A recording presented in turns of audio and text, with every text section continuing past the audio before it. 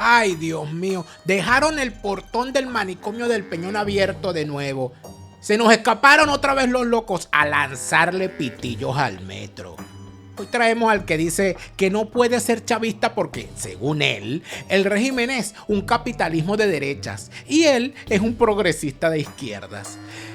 Podría ser cualquier criatura silvestre sacada de las profundidades de Aporrea, pero este es un espécimen especial, un exministro del régimen castrocomunista que bajo la fachada de un Chicago Boy opositor busca borrar su pasado infame al servicio de los que destruyeron el país. Aquí no lo permitiremos y lo recordaremos como lo que verdaderamente es. Lo que pasa es que fíjate, cuando yo estuve en el gobierno yo propuse un plan. Yo era el jefe del gabinete económico de Chávez del 2002 al 2003 y yo propuse un plan de consenso nacional. Yo hablé con el sector privado, con Fedecámara, ¿verdad? Con Secomercio, la asociación bancaria, la gente de la oposición, y yo estaba tratando de que lográramos un consenso y Chávez me dijo, sí, échale pichón, porque en la práctica Chávez mostró mucha flexibilidad. Después que hubo el golpe del 2002, de abril, él me puso de jefe del gabinete económico en mayo. Y a partir de ahí yo empecé con este plan, un plan pro mercado, ¿verdad? Pero con un estado regulador. Y yo sí soy un tipo que me ha preocupado siempre la justicia social, pues ese era mi ingrediente, y el tema de la economía solidaria, ¿no? El altruismo en la economía, etcétera. Bienvenidos a una nueva entrega de Expedientes del Chavismo en Pastillas de Memoria. Hoy, Felipe Pérez Martí, economista de la Mortadela Galáctica, que pasó del Palacio de Miraflores a la mesa de la unidad junto a las grandes mentes del país, como Iván García y Chugo Turrialba, antes de terminar en el Movimiento Libertador, anunciando cada 2 semanas la renuncia del mojón con bigote para evitar un alzamiento militar. No se despegue de la pantalla, prepare su cacerola y su salsa, que aquí se vino a recordar y a repasar tantas frustracheras. ¡Música, maestro! Tarek El Aissami figura entre los fugitivos más buscados por Estados Unidos, acusado de narcotráfico internacional. Raúl Gorrín ha sido acusado de lavado de dinero y corrupción por hacer parte de una red de coimas. Custodiado y esposado. Así pisó suelo estadounidense el presunto testaferro del presidente de Venezuela. Alex Saab fue feliz de estar en la revolución bolivariana, porque sabemos que esa es nuestra venganza personal de esa época oscura. Es una de las personas con más poder en Venezuela. Hablamos de Cilia Flores, la primera dama de ese país, quien esta semana fue sancionada. Pero el señor Diosdado Cabello es un bandido, es una rata. Es un hombre que es el jefe del cartel de los soles, es un hombre que ha traficado cocaína para Europa y los Estados Unidos. Pretenden comprarnos como si fuésemos mercenarios. La CPI, con sede en La Haya, abrió una investigación preliminar en 2018 por la acción de las fuerzas del orden en la contención de las protestas contra el 5 de marzo ha fallecido el comandante presidente Hugo Chávez.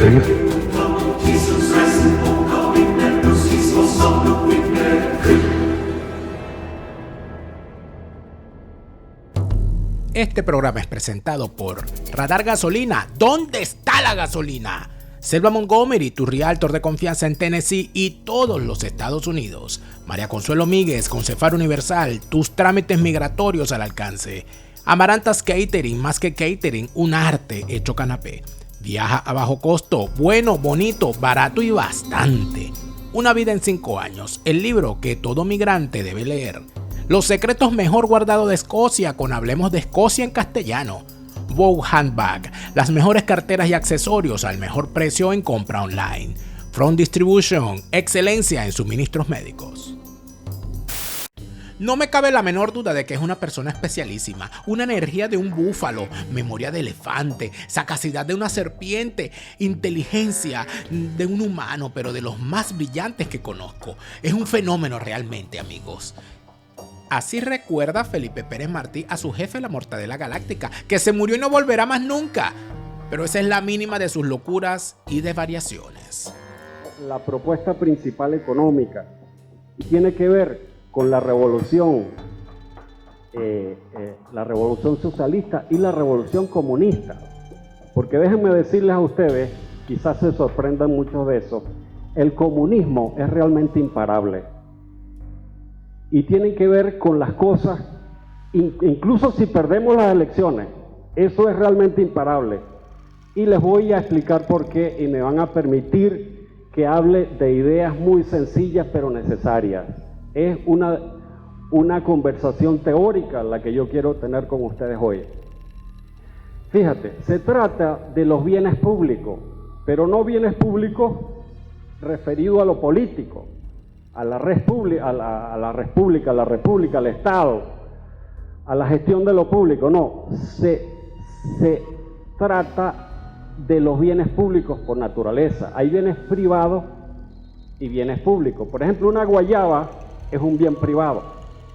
Jefe del Gabinete Económico de Plata con Verruga, se caracterizó por justificar hasta más no poder la arremetida contra el sector privado y los trabajadores petroleros después de los sucesos del 11 de abril del 2002. Lo que pasó fue que básicamente el sector privado no me apoyó en ese momento y entonces hicieron el paro petrolero. Entonces, claro, con el paro petrolero básicamente demostraron que no querían la apertura de Chávez, sino que básicamente querían tumbarlo, ¿no? Y eso fue, afortunadamente, fe de cámara, después de mucho tiempo con Jorge Botti, Jorge Roy. Ellos reconocieron que fue un error el paro petrolero, asumieron su responsabilidad, pero el problema fue que Chávez, después de eso, después de que él ganó el paro petrolero y todo eso, él quedó como picado de culebra. Cuando se dio cuenta de que había puesto la torta con todo y mesa, intentó hacerse el cansado, pero en vano. Poco tiempo después fue apartado de su puesto por ser considerado muy liberal para el régimen castrocomunista.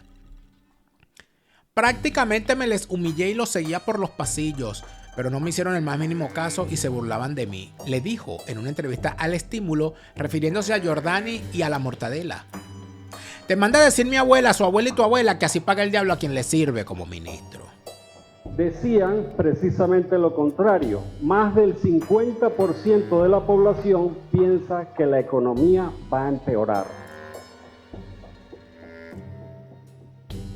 Ahora, la situación económica empeoró, digamos, en estos 6 meses de manera notable, ¿no? Que se manifestó, bueno, por la inflación, la escasez de alimentos, ¿verdad? La devaluación. Pero en realidad hay un problema mucho más profundo. Nosotros hemos metido goles tremendos en este partido de fútbol, en lo político y en lo social.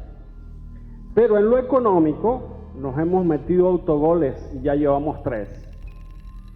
Nosotros realmente, desde el punto de vista del proceso social que estamos viviendo, vamos perdiendo el juego.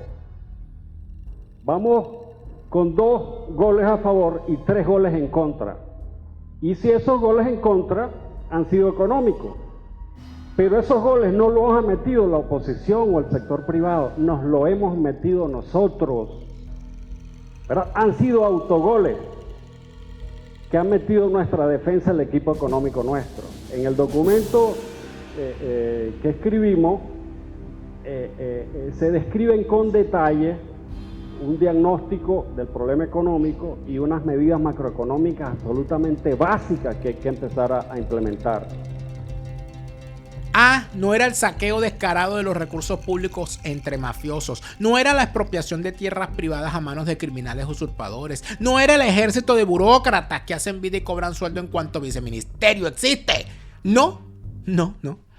Para nuestro Chicago Boy, la causa del problema era esta, y no desear que el dólar bajara. Hacerlo es controlando los precios, ¿verdad? Regulando los precios, eso es estándar. Y el poder de mercado de las empresas también hay mecanismos estándares de fijación. Lo que tú no puedes es fijar precio para absolutamente todo. De hecho, claro, si hace todas estas medidas adicionales, solamente eso, hacer eso de manera aislada no sirve. Entonces, si haces todo esto y estableces credibilidad, pones de presidente del Banco Central a alguien que no sea del gobierno, ¿verdad? Para darle credibilidad, tú corregirías el problema cambiario, porque es una sinceración, esto no es una devaluación,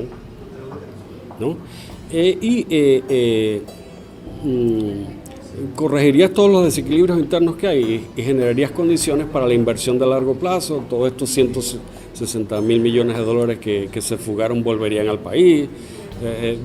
Se generaría una situación de muchísimo crecimiento inicial de la economía. Haciendo eso, tú básicamente resuelves el problema de la inflación y de la escasez, ¿no?